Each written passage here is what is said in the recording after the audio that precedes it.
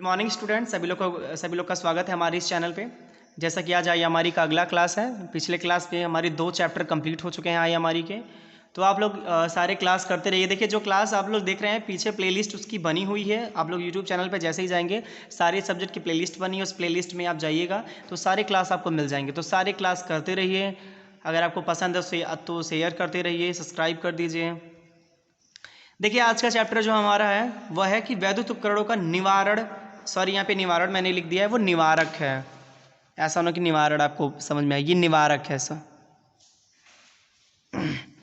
निवारक अनुरक्षण, ये पूरा चैप्टर बहुत ज़्यादा इंपॉर्टेंट हो जाता है। हमारी से इस पूरे चैप्टर से करीब कम से कम 15 से 20 मार्क्स के क्वेश्चन बनते हैं, तो ये याद रखिएगा आप लोग। तो इस चैप्टर का नाम है कि वैद्युत उपकरणों का निवारक अनुरक्षक, preventive maintenance of electrical equipment. जो हमारी इलेक्ट्रिकल इक्विपमेंट या फिर मशीनरी जो भी चीज़ें हैं उसका निवारक अनुरक्षण करना, किस प्रकार करते हैं, कैसे करते हैं, कितने टाइप का होता है, वो सब आगे हम लोग देखते हैं। देखिए क्या है कि वैद्युत अनुरक्षण का वर्गीकरण, classification of electrical maintenance work. अब जो हमारी इलेक्ट्रिकल मेंटेनेंस होती है वो कितने प्रकार से होती है पहले वो जानना जरूरी होता है, उसके बाद हम लोग आगे और अच्छे से देखेंगे। देखिए इलेक्ट्रिकल इंडस्ट्री में 2 प्रकार की मेंटेनेंस की जाती है, या फिर इंडस्ट्री हो गया या फिर कहीं पे भी आप बात करें, क्योंकि इसमें देखिए जो हम बुक पढ़ रहे हैं इसके बाद हमें कंपनी में ही जाना, इसलिए मैंने हर जगह इंडस्ट्री को डिनोट किया है कि आपको थोड़ा सा दिमाग में फ्रेम बने कि इंडस्ट्री में ऐसा ही होता है। इलेक्ट्रिकल इंडस्ट्री में 2 प्रकार के मेंटेनेंस होते हैं। जो पहला हमारा है निवारक अनुरक्षण, जिसको हम प्रिवेंटिव मेंटेनेंस बोलते हैं, और एक भंजक अनुरक्षण होता है जिसको ब्रेकडाउन मेंटेनेंस बोलते हैं। ये दोनों मेंटेनेंस के बारे में जानना बहुत ज़्यादा जरूरी हो जाता है कि कब हम प्रिवेंटिव करते हैं, कब हम ब्रेकडाउन मेंटेनेंस करते हैं। ये आपके लिए बहुत ज़्यादा इंपॉर्टेंट है जानना। तो पहला जो हमारा इस आज का पॉइंट है वो है निवारक या निरोधी अनुरक्षण, जिसको प्रिवेंट मेंटेनेंस बोलते हैं इंग्लिश में। देखिए निवारक या निरोधी अनुरक्षण कुछ भी एग्जाम में आ सकता है, तो हमेशा सबके नाम्स क्लियर रखें कि किसके कितने नाम होते हैं। कभी कभी हमें नाम की वजह से कन्फ्यूजन आ जाती है कि हाँ इसका ये नाम होता है, तो हम समझ नहीं पाते हैं, फिर हमें दिक्कत होती है। तो नाम भी 1 से 2 बार अपने जब भी नोट्स कर रहे हैं तो जितने भी उसके नाम होते हैं तो नोट्स में वो नाम लिखा कीजिए, ताकि आपको थोड़े से समझ में और अच्छे से आप उसको कर पाएँ। अब इसमें देखते हैं क्या है लिखा है। इंडस्ट्री में लगे इक्विपमेंट एंड मशीन्स खुद की दक्षता पूर्वक तथा संतोषजनक प्रचालित अवस्था में बनाए रखा जा सके, यह उचित ढंग से चलता रहे, उसके लिए त्रुटि होने से पहले ही अनुरक्षण मेंटेनेंस की आवश्यकता होती है, जिसे प्रिवेंटिव मेंटेनेंस कहते हैं। अब देखिए क्या होती है इंडस्ट्री में, या इंडस्ट्री में जो भी इक्विपमेंट या फिर मशीन लगी होती है, हमारा जो इंडस्ट्री होता है वहाँ पे बहुत सारे मशीन्स और इक्विपमेंट लगे होते हैं। तो जो भी वहाँ पे लगे होते हैं उसका क्या होता है कि ऐसा में वेट नहीं करना है कि कब उसमें उसका वेंडिंग जल जाएगा, कब उसकी लेपिंग ख़राब हो जाएगी या फिर उसका कोरोजन हो जाएगा। वो चीज़ें में ध्यान ऐसा नहीं करना कि जब वो हो जाए तभी उसका मेंटेनेंस करें। क्या होती है उससे पहले, जैसे कि कोई भी हम मशीन या फिर कोई चीज़ हम खरीद के लाते हैं तो उसकी सर्विसिंग होती है। जैसे कि आप अगर गाड़ी खरीद तो उसकी सर्विसिंग की 6 महीने पे सर्विसिंग करनी है, या फिर इतने किलोमीटर चल जाएगी तो सर्विसिंग करनी है। या फिर आप फ्रिज ले रहे हैं या फिर जो भी चीज़ें ले रहे हैं तो उसके साथ एक आती है कि इतने टाइम बाद उसकी सर्विसिंग होनी चाहिए। तो हर चीज़ की जो इंडस्ट्री में मशीन्स या फिर इक्विपमेंट लगाते हैं उसकी सर्विसिंग भी बहुत ज़्यादा इंपॉर्टेंट हो जाती है, मेंटेनेंस करना। तो त्रुटि होने से पहले ही अगर हम उसकी कर रहे हैं या फिर हम जितने अगर ये हमारी कोई मशीन खरीदे हैं तो अगर उस पर लिखा है कि हमको इसको 10 दिन बाद या 15 दिन बाद अगर उसका हमें मेंटेनेंस कर लेना तो जरूर कर लेना चाहिए, ताकि हम भारी आघात से बच सकें, यानी कि बड़ा कोई नुकसान होने से बच सकें। उसको हम क्या बोल सकते हैं, प्रिवेंट मेंटेनेंस बोलते हैं।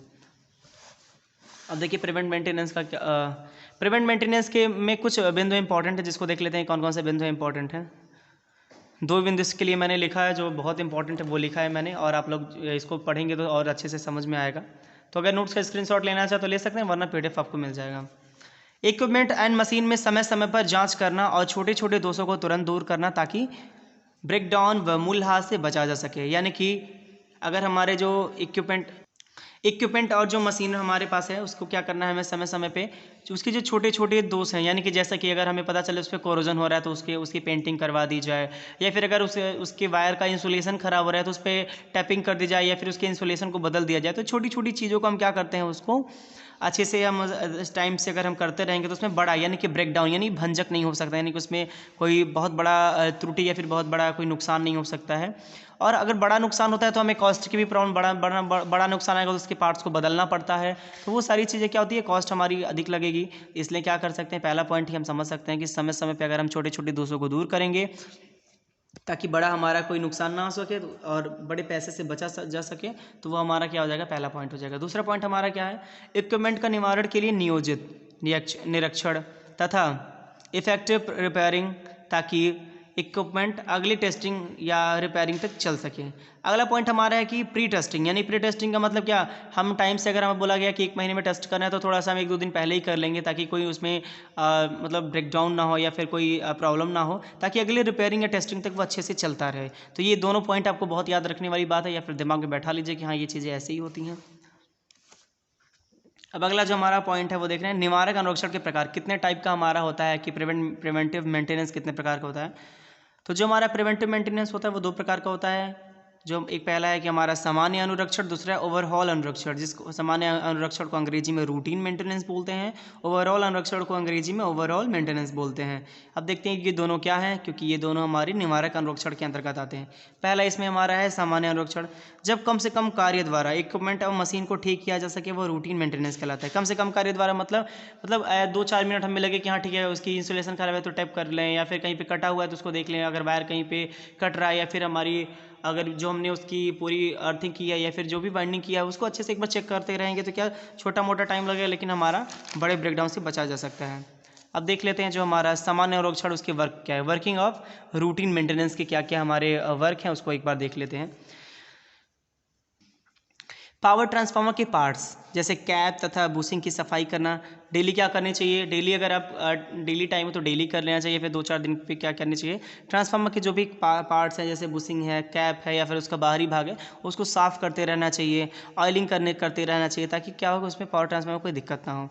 स्टार्टर के कॉन्ट्रैक्टर को कालिक व पिघले हुए भाग वाले, जैसे कॉन्ट्रैक्टर हम यूज करते हैं तो कॉन्ट्रैक्टर पे क्या हो जाते हैं वो कभी कभी क्या हो जाता है उस पर कालिक आसपास जम जाती है, उस कालिक को साफ करना। अगर कोई हमारा इंसुलेशन पिघल के वहीं पे जमा हुआ तो उस इंसुलेशन को हटाना।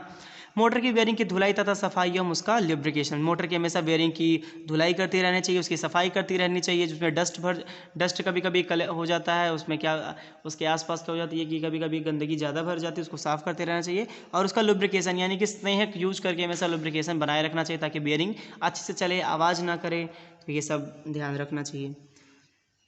डीसी मोटर के कम्यूटेटर की सफाई व ब्रशों की सफाई, डीसी मोटर का जो कम्यूटेटर होता है उसकी सफाई करनी चाहिए, जो उसमें ब्रश जो हम कार्बन ब्रशेस यूज करते हैं उसकी सफाई करते रहना चाहिए। मोटर के स्टार्टर का निरीक्षण व दोषों को दूर करना, मोटर को हमेशा क्या करना चाहिए, मोटर के स्टार्टर का हमेशा टेस्ट करना चाहिए कि जो मोटर जिस स्टार्टर के द्वारा स्टार्ट हो रहा है वो सही से काम कर रहा है कि नहीं कर रहा है, उसमें कोई दोष अगर है तो उसको हम निवारण कर लेंगे। तो ये सारी चीज़ें ध्यान रखने वाली बात होती है कि हम ध्यान रखते रहें। अब आगे पॉइंट है कि ओवरऑल अनुरक्षण है कि ओवरऑल मेंटेनेंस क्या होती है। देखिए इक्विपमेंट एंड मशीन्स के main part and complex part को बदलना एवं मरम्मत करना जो सामान्य अनुरक्षण से ठीक नहीं किया जा सकता वो ओवरऑल में, यानी कि कभी कभी हो जाता है कि बैंडिंग जल जाती है या फिर हमारा बेयरिंग खराब हो जाता है, कभी कभी हमारे मोटर से आवाज़ आने लगती है तो क्या हो जाती है बेयरिंग बदलना पड़ता है। तो उन सभी चीज़ों के लिए क्या करना पड़ता है, हमें ओवरऑल मेंटेनेंस करना पड़ता है। ओवरऑल मेंटेनेंस से बचने के लिए हम सामान्य अनुरक्षण यानी कि रूटीन मेंटेनेंस करते हैं। तो ये ध्यान रखिएगा कि ओवरऑल से अगर हमें बचना है तो रूटीन हमें बहुत ज़रूरी है करते रहना। अब देखिए अगला जो हमारा पॉइंट है वो है कि ओवरऑल के अंतर्गत होने वाले कार्य, अगर ओवरऑल मेंटेनेंस हो रहा है उसके अंतर्गत हम कौन कौन से काम करते हैं वो काम हम देख लेते हैं कि क्या क्या है। इलेक्ट्रिकल मशीन के स्टार्टर एवं रोटर की रीवाइंडिंग प्राइमरी एंड सेकेंडरी, जैसे कि हमारे आपको पता है कि जो हमारी इलेक्ट्रिकल मशीन के स्टेटर और रोटर, सॉरी स्टार्टर नहीं है, स्टेटर और रोटर में क्या होती है जिसको हम प्राइमरी और सेकेंडरी बाइंडिंग भी बोल सकते हैं, स्टेटर और रोटर बाइंडिंग बोलते हैं। अगर बाइंडिंग जल गया तो उसकी रीवाइंडिंग करनी पड़ती है, ये ओवरऑल के अंतर्गत आती है। ट्रांसफार्मर की प्राइमरी एंड सेकेंडरी बाइंडिंग की रीवाइंडिंग, जो हमारी ट्रांसफार्मर की अगर जो हमारे पास आपको पता है कि ट्रांसफार्मर 2 बाइंडिंग होती है प्राइमरी और सेकेंडरी, अगर उसकी बाइंडिंग जल जाती है या फिर बाइंडिंग में कोई प्रॉब्लम आ रही है, ख़राब हो रही है, उसका जो हमारा इंसुलेशन है वो ख़राब हो गया तो उसको चेंज करना पड़ता है जिसको हम रीवाइंडिंग बोलते हैं। तो ट्रांसफार्मर की प्राइमरी और सेकेंडरी बाइंडिंग का रीवाइंडिंग करना। फिर क्या हो जाता है आगे हमारे क्या हो जाती है ट्रांसफार्मर की स्विचिंग डिवाइस का निवारण, जैसे कि ट्रांसफार्मर जो स्विचिंग डिवाइस होती है उसका निवारण करना। कभी कभी स्विचिंग डिवाइसेस हमारे ख़राब हो जाते हैं ट्रांसफार्मर का तो उसका निवारण करना बहुत ज़्यादा ज़रूरी हो जाता है और इम्पॉर्टेंट भी हो जाता है। अब मोटर की shaft bearing slip ring and brush holder, आपको पता है मोटर में साफ्ट होती है, स्लिप रिंग लगाते हैं, कभी कभी स्लिप रिंग मोटर जो होता है उसमें हम स्लिप रिंग का यूज करते हैं, ब्रशेस होते हैं, होल्डर होते हैं। तो क्या होता है इन सबकी सफाई करना या फिर कभी कभी ये खराब हो जाते हैं इनको बदलना होता है, जब कैसे कभी कभी हमारे ब्रश कॉन्ट्रैक्टर खराब हो जाते हैं या फिर कम्यूटेटर ही बदलना पड़ता है। तो क्या हो जाती है ये जो बड़े बड़े पार्ट्स हैं इसके अंतर्गत जब ये कभी कभी हम अगर मेंटेनेंस करते हैं फिर उसको बदलते हैं तो ये हमारा ओवरहॉल के अंतर्गत आता है। मेरे ख्याल से आपको समझ में आ रहा होगा। अब क्या है भंजक अनुरक्षण, ब्रेक डाउन मेंटेनेंस क्या होता है, ब्रेक डाउन मेंटेनेंस में देखते हैं क्या होता है। इंडस्ट्री में या अन्य जगहों पर कभी कभी इलेक्ट्रिकल मशीन में बड़ी समस्या आ जाती है, जिससे इंडस्ट्री या अन्य के कार्य रुक जाते हैं, जिससे उसके पार्ट्स को बदलना पड़ता है, जिससे रुकावट आती है कार्य में, यही ब्रेक डाउन मेंटेनेंस कहलाता है। अगर देखिए ब्रेक डाउन मेंटेनेंस को समझना तो ओवरऑल ही एक प्रकार का, एक ओवरऑल का अगर बोल देंगे ओवरऑल मेंटेनेंस अगर नहीं करते हैं तो बड़ा ब्रेक डाउन हमारा क्या हो सकता है, ब्रेक डाउन मेंटेनेंस करना पड़ेगा। तो ब्रेक डाउन मेंटेनेंस में क्या हो जाता है, अगर कभी कभी हमारा क्या होता है मोटर्स का पार्ट्स क्या हो जाता है खराब, जैसे बर्निंग जल गई, बियरिंग हमारा खराब हो गया, या फिर नॉइज आने लगी, बाहर के पार्ट पे कोरोजन आ गया, इंसुलेशन खराब हो गया, कभी कभी इंसुलेशन खराब होने की वजह से अर्थिंग आ जाती है, या फिर शॉक लगने के चांसेस भी होते हैं। इन सबको जब हम चेंज करते हैं तो वो हमारा क्या हो जाता है ब्रेक डाउन मेंटेनेंस, यानी कि भंजक अनुरक्षण बोलते हैं। हमको कोशिश ये करते रहने चाहिए कि हमारा जो ब्रेक डाउन मेंटेनेंस ना करना पड़े, यानी कि भारी जो हमारा होता है भारी प्रॉब्लम ना आने पाए हमारे मशीन्स में, क्योंकि अगर भारी प्रॉब्लम आ रही है तो क्या हो जाती है हमारी इंडस्ट्री के काम रुक जाते हैं। अगर इंडस्ट्री का काम रुक जाता है, आपको भी पता है कि इंडस्ट्री में अगर 2 मिनट के लिए या 3 मिनट के लिए काम भी रुक गया तो भारी नुकसान कंपनी को चुकाना पड़ेगा, क्योंकि वो इतने बड़े एक पार्ट्स में वहाँ पे वर्कर रहते हैं या फिर जो भी ऑफिसर रहते हैं, अलग अलग डिपार्टमेंट में रहते, सारे काम रुक जाते हैं मशीन, क्योंकि मशीन पे ही सारे काम आजकल आपको पता ही चल रही है, क्योंकि आपके आजकल मैनुअल काम नहीं चले। जब से हमारी इलेक्ट्रिकल की थोड़ी सी एडवांस टेक्नोलॉजी आई है, या फिर हम जो टेक्नोलॉजी यूज कर रहे हैं तो उसमें क्या हो जाती है कि मैनुअली काम बहुत कम हो रहा है, या फिर मैनुअल बहुत कम करते हैं। हाँ, आदमी तो लगाने पड़ते हैं, वर्कर बिना लगाए तो होगा नहीं, क्योंकि वर्कर को क्या एक टाइमिंग दे जाती है कि हाँ टाइमर पे रखा जाता है कि उस टाइम के बाद वर्कर उस मशीन को बंद करे, तो वर्कर तो लगते हैं। लेकिन क्या होता है कि जो एक बोलते हैं ना कि शारीरिक श्रम जिसको फिजिकल बोलते हैं, फिजिकल अगर हम फोर्स लगा रहे हैं वो नहीं लग रहा है हमारे पास ज़्यादा, तो क्या कहते हैं हम स्मार्ट वर्क कर रहे हैं, क्योंकि जब से हमारे इलेक्ट्रिसिटी की क्या एडवांस टेक्नोलॉजी आई है तो क्या हो रहा है उससे हम एडवांस काम करने में समर्थ हैं। तो भंजक अनुरक्षण से बचने के लिए क्या करते हैं हम हमेशा प्रिवेंट मेंटेनेंस करना चाहिए, निवारक अनुरक्षण, इसीलिए इस चैप्टर का नाम ही है निवारक अनुरक्षण या फिर प्रिवेंट मेंटेनेंस। अब देखते हैं निवारक अनुरक्षण का उद्देश्य तथा उपयोगिता। जो हमारा निवारक अनुरक्षण है यानी कि प्रिवेंट मेंटेनेंस का, उसका उद्देश्य क्या होता है या फिर इंपॉर्टेंस क्या है उसकी। स्क्रीनशॉट आप ले सकते हैं, या फिर अगर स्क्रीनशॉट नहीं भी लेना तो PDF मिल जाएगा, कोई दिक्कत नहीं है। देखिए ध्यानपूर्वक अगर वह सावधानी से हम प्रिवेंट मेंटेनेंस करें तो निम्न लाभ हो सकते हैं। अगर हम बहुत अच्छे से ध्यानपूर्वक अगर हम प्रिवेंट मेंटेनेंस की टाइम टू टाइम कर रहे हैं, यानी कि डेली हम उसकी सफाई कर रहे हैं, या फिर ये देखते रहें कि कहाँ क्या प्रॉब्लम आ रही है, तो क्या हो जाती है हमारी भारी जो हमारी ब्रेकडाउन उससे बचा जा सकता है, और हमको लाभ होते हैं। लाभ देखते हैं क्या क्या हो सकता है। इलेक्ट्रिक इक्विपमेंट में ब्रेकडाउन की संख्या घटेगी, जिससे इंडस्ट्री अन्य जगहों के काम में कोई रुकावट नहीं आएगी। अगर हम डेली ये कार्य करते रहेंगे, यानी कि अच्छे से हम इसको डेली रूटीन वाला जो अगर हम मेंटेनेंस करते रहेंगे तो हम भारी ब्रेकडाउन से बच सकते हैं। अगर ब्रेकडाउन नहीं होगा तो हमारी इंडस्ट्री का कोई काम नहीं रुकेगा, काम नहीं रुकेगा तो हमारी कोई लॉसेस नहीं होंगे। तो ये बहुत ज़्यादा इंपॉर्टेंट हो जाता है ये पॉइंट कि अगर हम ब्रेकडाउन की संख्या घटेगी तो इंडस्ट्री में क्या हो जाएगी, हमारे कार्य में बढ़ोतरी होगी, या फिर हमारे कोई लॉसेस नहीं होंगे। अगला पॉइंट देख लेते हैं, इक्विपमेंट की ओवरऑल तथा बार बार होने वाली रिपेयरिंग कम होगी, तथा इस प्रकार से मेंटेनेंस कॉस्ट को भी कम किया जा सकता है। अब देखिए क्या होता है ओवरऑल, अगर हम बार बार ओवरऑल मेंटेनेंस करते हैं या फिर रिपेयरिंग करते हैं तो क्या हमारे कॉस्ट भी आते हैं, क्योंकि पार्ट्स बदलने हैं तो पार्ट्स पैसे से ही आते हैं, महंगे आते हैं पार्ट्स, क्योंकि इंडस्ट्री में जो बड़ी मशीन लगती है उसके पार्ट्स भी महंगे आते हैं। तो जब पार्ट्स को बदलना पड़ता है तो टाइम भी लगता है, टाइम की तो बर्बादी हुई ही, काम भी रुक गया, ऊपर से हमारे अलग से कॉस्ट भी लग रही है। तो इन सबसे बचने के लिए हम निवारक अगर अनुरक्षण टाइम टू टाइम कर रहे हैं तो ये सब इन सब चीज़ों से हम बच सकते हैं। अगला हमारा पॉइंट है इलेक्ट्रिकल प्रोडक्टिव इंडस्ट्री को इलेक्ट्रिक प्रोडक्ट में वृद्धि होगी। अगर हमारा कहीं पे वैद्युत उत्पादन हो रहा है, किसी भी इंडस्ट्री में वैद्युत उत्पादन कर रहे हैं तो हमारी उस उत्पादन में क्या होगी, वृद्धि होगी। तो आपको समझ में आ रहा होगा कि जैसे अगर कोई भी जहाँ पे इलेक्ट्रिक प्रोडक्ट बन रहा है या फिर इलेक्ट्रिक कोई इक्विपमेंट बन रही है तो वहाँ पे क्या होती है, प्रोडक्शन बढ़ती है। प्रोडक्शन आपको पता है कि अगर कहीं रुकावट नहीं आएगी, कोई प्रॉब्लम नहीं आ रही है, काम बंद नहीं है, तो प्रोडक्शन बढ़ता ही रहेगा, वो तो बेसिक सेंस है, आपको ही पता है। सिंपल और जनरल मेंटेनेंस में काम आने वाले पार्ट्स पर नियंत्रण रखा जा सके। देखिए क्या है कि जो हम सिंपल और जनरल मेंटेनेंस के लिए जैसे छोटी छोटी चीज़ें जैसे कि टैपिंग की व्यवस्था हो गई, ग्रीसिंग हो गई, लुब्रिकेंट्स हो गया, ये कभी कम नहीं, हमेशा आपके पास स्टोर रहना चाहिए ताकि हमेशा वो टाइम टू टाइम करते रहें। आपके पास हमेशा कॉटन के कपड़े होने चाहिए एक्स्ट्रा, ताकि मशीन को अधिक हम साफ़ कर सकें, ताकि मशीन में कोई डस्ट ना हो, कोरोजन ना हो सके। कोरोजन से बचने के लिए क्या हम उसकी सतह पर ऑयलिंग भी कर सकते हैं, जो आगे जैसे ही देखिए रिक्वायरमेंट जैसे ही हमारे सिलेबस की रहेगी उसके अकॉर्डिंग हम बताएंगे। तो आपको समझ में मेरे ख्याल से आ गया होगा कि देखिए क्या है कि जो सिंपल हमेशा वो आपको हमारे पास सिंपल इक्विपमेंट होने चाहिए। उचित अनुरक्षण से उपकरणों पर काम करने वाले कारीगरों की मानसिक संतुलन भी ठीक रहता है। जैसे कि आपको पता है कि अगर किसी को काम का एक प्रेशर हो जाता है, जैसे कि अचानक कहीं पे कुछ बाइंडिंग जल गई, कहीं मोटर काम नहीं कर रहा, तो क्या होता है कि वो बना तो रहा है लेकिन लोग इतना प्रेशर करते हैं कि जल्दी करो, फिर क्या हो जाता है कि हमें और प्रॉब्लम हो रही है, वर्कर को थोड़ा सा प्रेशर हो जाता है। इसलिए अगर time to time prevent maintenance करेंगे तो भारी जो हमारा मेंटेनेंस को करने से बचेंगे, जिसके उनका मानसिक तनाव भी कम हो जाएगा। जो आप समझ रहे हैं कि जैसे क्या हो जाता है कि अगर सेमेस्टर क्या पेपर आ गया, हमारे सब्जेक्ट नहीं तैयार है, तो क्या भी हमारे पास भी प्रेशर आ जाता है कि अरे 2 दिन बचा है, अभी मेरा कुछ तैयार नहीं, तो वो भी क्या एक प्रेशर के थ्रू आता है, उसको भी एक प्रेशर बोल सकते हैं हम।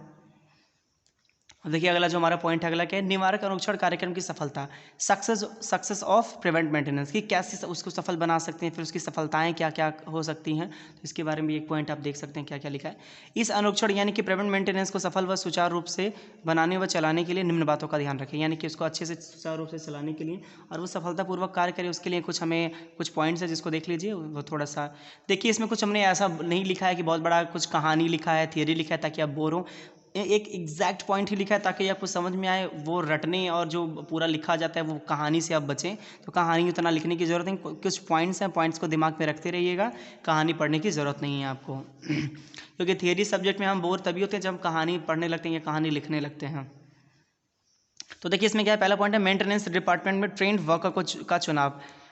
देखिए क्या है कि हम किसी भी चीज़ को सफल बनाने के लिए क्या करते हैं कि ट्रेंड हम वर्कर रखें। जैसे कि क्या होता है, हम ही लोग क्या कोई सब्जेक्ट पढ़ा रहे हैं, अगर हमारे उस सब्जेक्ट ही हमारे तैयार नहीं रहेंगे तो हम आपको पढ़ा नहीं पाएंगे, फिर अगर उसके बारे में हमको नॉलेज नहीं रहेगा तो हम आपको बता नहीं सकते। तो सेम वैसे ही होता है कि अगर कोई वर्कर हमारे मेंटेनेंस डिपार्टमेंट में रख रहे हैं तो उसकी पहले से टेस्ट कर ले कि अब वो काम करने के लिए समर्थ है कि नहीं है, उसका चुनाव हम अच्छे से करें कि उसको पता है कि नहीं उस मशीन के बारे में, उसकी मशीन के पार्ट्स कैसे हैं, कैसे वो वर्किंग करता है, वो सारी चीज़ उसको पता है कि नहीं पता, ये बहुत ज़्यादा ज़रूरी हो जाता है जानना।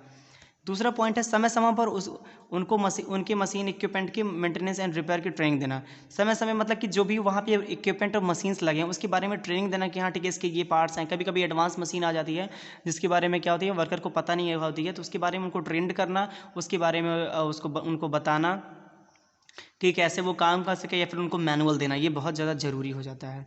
वर्कर को मेंटेनेंस एंड रिपेयर में सेफ्टी भी ट्रेनिंग देनी चाहिए। देखिए क्या होता है कि वर्कर कभी कभी क्या हो जाते हैं मेंटेनेंस करते करते, यहाँ पे देखिए मेंटेनेंस करते करते क्या हो जाती है, वो अपनी सेफ्टी का ध्यान नहीं रखते, तो सेफ्टी का बिल्कुल ध्यान रखें, वो ग्लव्स पहन के काम करें, बूट की शूज़ पहने रहें, हमेशा मास्क शील्ड लगा के यूज़ करें और टाइट कपड़े पहनें, ये सब हमेशा ध्यान में रखने की ज़रूरत होती है। क्योंकि अगर ऐसा नहीं करते तो वो तो अपने तो परेशान होंगे, यानी कि उनके पास एक प्रॉब्लम आएगी, लेकिन जो आसपास लोग हैं उनके भी लिए प्रॉब्लम होगी, कंपनी के लिए भी प्रॉब्लम आ रही है, तो ये चीज़ें बहुत ज़्यादा इंपॉर्टेंट हो जाती है ध्यान में रखने के लिए। अब क्या है कि मेंटेनर स्टाफ को इक्विपमेंट से रिलेटेड सभी नियम एवं मैनुअल रिकॉर्ड रखने चाहिए। जो कभी कभी क्या हो जाता है, जो मेंटेनेंस डिपार्टमेंट ऑफिसर या फिर जो एक ऊंची पोस्ट पे हम नियुक्त करते हैं उनके पास मैनुअल और रिकॉर्ड कार्ड होने चाहिए कि कौन से मशीन के ये मैनुअल हैं, कि ये मैनुअल उनको देना है, या फिर इस मशीन को जब रिपेयर करना है उसके साथ मैनुअल भी देना है। देखिए कभी कभी मशीन की रिपेयरिंग के साथ हम मैनुअल नहीं देते हैं, जिसके साथ प्रॉब्लम आती है, तो हमेशा याद रखें कि मशीन के साथ हमें मैनुअल देना भी ज़रूरी हो जाता है। मेंटेनेंस में काम आने वाले पार्ट्स का स्टोरिंग अच्छे से होना चाहिए, यानी कि अगर कोई मशीन है उसका पार्ट्स हमेशा एक्स्ट्रा रखें, क्योंकि कभी कभी क्या हो जाता है मार्केट में नहीं मिल रहा है तो प्रॉब्लम होती है। तो हमेशा क्या करते हैं, जो भी मशीन या फिर इक्विपमेंट यूज़ कर रहे हैं उसमें जितने भी पार्ट लगे उसके क्या करते हैं, हम उससे 2-3 एक्स्ट्रा पार्ट अपने स्टोर कर लेते हैं, ताकि अचानक कभी कोई प्रॉब्लम आ रही है तो क्या हम उसको बदल के उसकी जगह पे हम उसको लगा सकें।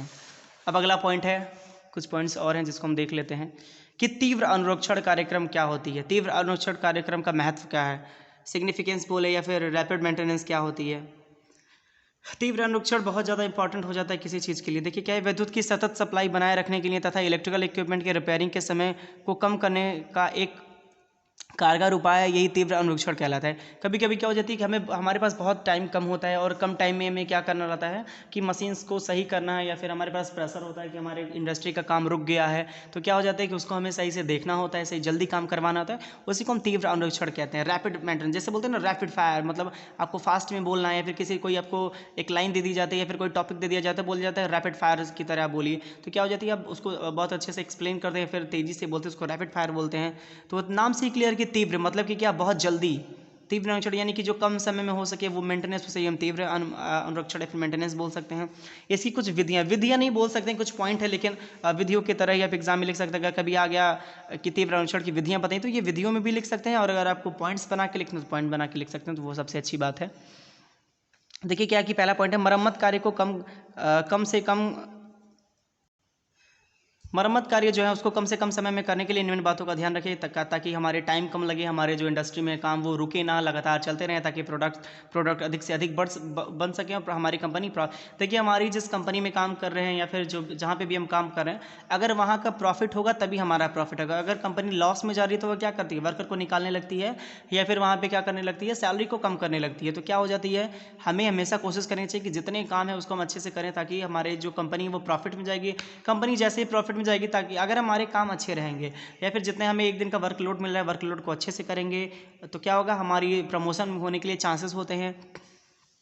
ये सब बात इंपॉर्टेंट रहती है क्योंकि देखिए आपके पास काम करने के लिए काम करते करते आपको एक्सपीरियंस हो जाता है कि हमको किस चीज़ के लिए कैसे बोलना है, क्या इंस्ट्रक्शन देनी है। इसलिए बोला जाता है कि आपको कंपनी चेंज करके काम करते रहें। कुछ कंपनी में कुछ एक ही कंपनी में बहुत ज़्यादा टाइम नहीं देना चाहिए क्योंकि हमें केवल एक ही कंपनी के बारे में नॉलेज होता है। तो कंपनी अलग अलग हमें बार बार चेंज करते रहना चाहिए। जैसे किसी कंपनी में हम एक टाइम के अगर 6 से 7 महीने रहना तो वहाँ के काम को हम सीख लेते हैं, तो हमें कंपनी चेंज करने का प्रयास करना चाहिए ताकि हमारी क्या होती है, कंपनी चेंज करने से सबसे बड़ा बेनिफिट ये होता है कि आपकी सैलरी इंक्रीमेंट होती है और दूसरी ये होती है कि हमें अलग अलग चीज़ों के बारे में नॉलेज होता है। तो ये सब आप समझ रहे हैं और आप नहीं समझ रहे हैं तो समझने का प्रयास करें क्योंकि आप सभी लोग को पता है कि फ्यूचर में थोड़ा सा अच्छा करना है। देखिए आप इंजीनियरिंग कर रहे हैं, आपका एक ही पर्पस है लोगों के काम को आसान करना, और इंजीनियरिंग करने का सिर्फ ये मतलब हो जाता है कि आप थोड़ा सा सफल हो सकें अपने। एक जो इंजीनियरिंग अपने में एक बहुत बड़ी पढ़ाई रखती है, अपने में एक बहुत बड़ा मायने रखता है कि अगर आप इंजीनियरिंग करें तो समझिए कि आप इंजीनियरिंग का एक मतलब हो जाता है कि आप सारे काम कर सकते हैं।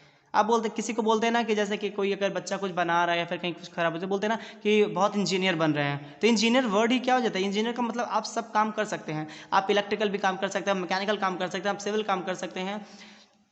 इसीलिए क्या होता है कि हर ब्रांच में एक, जैसे कि आप कंप्यूटर साइंस के हैं तो उसमें भी आपको इलेक्ट्रिकल सब्जेक्ट पढ़ाई जाती है, आप मैकेनिकल के हैं तो उसमें इलेक्ट्रिकल पढ़ाई जाती है, आप इलेक्ट्रिकल हैं तो आप मैकेनिकल सिविल का सब्जेक्ट पढ़ते हैं, कंप्यूटर साइंस का सब्जेक्ट पढ़ते हैं। तो इसीलिए पढ़ाई जाती है ताकि समय समय से क्या हो सके, अगर उस ब्रांच से कोई रिलेटेड ना हो तो आप उसके बारे में इंस्ट्रक्शन दे सकें, उस बारे में आप समझा सकें। तो ये बहुत ज़्यादा ज़रूरी हो जाता है। देखिए पहला इसमें पॉइंट क्या है कि right ratio type of repairing and quantity उसे उचित कारीगर को सौंपा जाए। हमारा क्या होना चाहिए, जो मरम्मत है और उसकी जो हमारी मात्रा है, हमारी जो मरम्मत के प्रकार और जो उसमें मात्रा होती है उसमें एक सही अनुपात होना चाहिए जो हम उचित कारीगर को सौंपे ताकि वो हमारा रिपेयरिंग अच्छे से और तेज़ी से कर सके।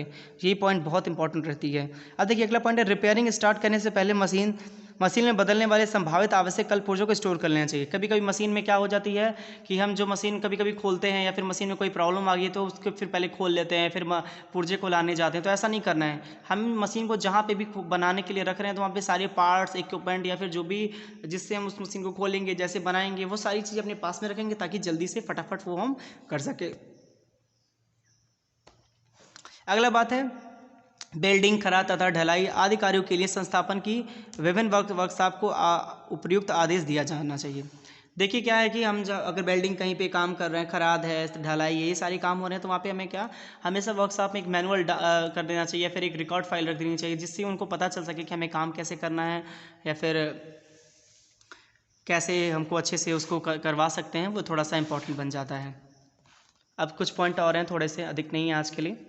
जिस स्थान पर मरम्मत करनी है उस स्थान को ठीक प्रकार से तैयार करना होता है, जैसे दबी, वायु या फिर जो भी सप्लाई है वहाँ पे अच्छे से चेक। देखिए जहाँ पे भी हम मरम्मत करने जा रहे हैं वहाँ पे अच्छे से देख लेना चाहिए कि कहीं नमी तो नहीं है या फिर वहाँ पे क्या वायु का अधिक झोंका तो नहीं है। उन सब चीज़ों को ध्यान में रख के काम करना चाहिए ताकि क्या हो जाती है, कभी कभी क्या हो जाती है कि हमें हीटिंग की ज़्यादा जरूरत पड़ती है तो अगर वहाँ पे वायु का झोंका होता है हीट जल्दी नहीं हो पाएगा। अगर नमी है तो हमें शॉक लगने के चांस है। तो ये सारी चीज़ें अच्छे से ध्यान में रख के करना चाहिए।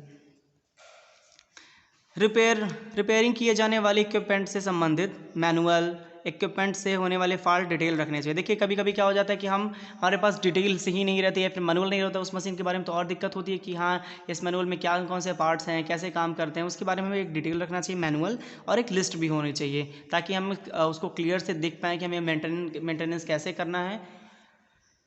तो मेरे ख्याल से आज की क्लास आपको समझ में आई होगी। अगर समझ में आई है तो इसको शेयर कर दीजिए, सब्सक्राइब कर दीजिए और पूरा वीडियो देखिए। आप लोग पूरा वीडियो देखेंगे तभी आपके लिए बेनिफिट है, वरना हम इतना मेहनत जो कर रहे हैं, हम लोग इतने मेहनत से आपको नोट्स बना रहे हैं। देखिए नोट्स बनाने के लिए ऐसा नहीं कि लिख दिया जाता है, उसमें पॉइंट्स भी कैलकुलेशन से करने पड़ते हैं कि हम वो कौन से पॉइंट्स रखें ताकि आपको बिल्कुल समझ में आ जाएगा। क्योंकि हमारी इतनी बोरिंग सब्जेक्ट है कि जल्दी कोई समझना ही नहीं चाहता है। कभी कभी आप बुक अगर उठाए भी हमारी को पढ़ने के लिए तो बिल्कुल आप पढ़ना नहीं चाहेंगे, क्योंकि इतने सारे थियरी लिखे हैं। तो सोचिए कि हम लोग को थोड़ा सा इसको प्रिपेयर होना पड़ता है नोट्स को बनाने के लिए। और सारे क्लास आपको चल ही रहे हैं कि इलेक्ट्रिकल में सोहन सर आपके सारे क्लास ले रहे हैं, और सोहन सर नॉन टेक्निकल जैसे यूपीएसआई जीडी वो भी क्लास आपके ले रहे हैं, वो रीजनिंग और मैथ की क्लास ले रहे हैं। तो आप लोग उसको उस क्लास को भी फॉरवर्ड करते रहिए और लोगों के पास। देखिए क्या आप फॉरवर्ड करेंगे और लोग ज्वाइन होंगे तो व्यूज़ बढ़ेंगे, तो क्या हो जाता है कि हमारा मनोबल बढ़ता है। जब हमारा मनोबल बढ़ेगा ना तो हम थोड़ा और मेहनत करेंगे और अच्छे से कंटेंट दे पाएंगे। तो आप लोग से यही रिक्वेस्ट है कि आप लोग आगे इसको बढ़ाते रहिए और लाइक कर दीजिए और कमेंट भी कीजिए, क्योंकि आप कमेंट करेंगे तभी हमें पता चलेगा कि हाँ हम कंटेंट अच्छा दे रहे हैं नहीं दे रहे हैं, समझ में आ रहा है कि नहीं आ रहा है। तो ये बहुत ज़्यादा ज़रूरी हो जाता है। Thank you.